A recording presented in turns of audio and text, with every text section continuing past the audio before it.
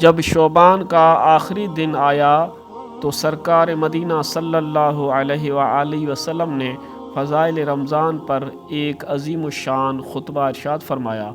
حضرت سلمان فارسی رضی اللہ تعالیٰ عنہ فرماتے ہیں کہ رسول اللہ صلی اللہ علیہ وآلہ وسلم نے شعبان کے آخری دن میں ہمیں خطبہ دیا کہ اے لوگو تحقیق تم پر ایک عظیم اور مبارک مہینہ آنے والا ہے، جس میں ایک ایسی رات ہے جو 1000 مہینوں سے بہتر ہے۔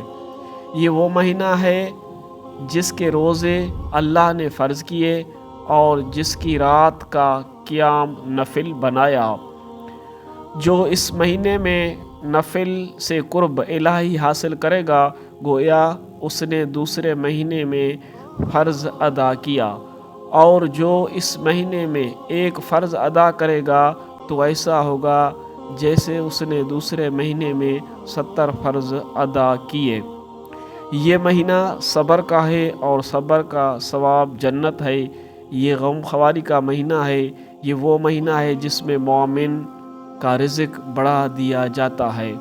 جو اس مہینے میں کسی روزے دار کو افطار کرائے تو اس کے گناہوں کی بخشش ہوگی، جہنم سے آزادی ہوگی اور اسے روزے دار کے برابر ثواب ملے گا، اس کے بغیر کہ روزے دار کے ثواب سے کچھ کم ہو۔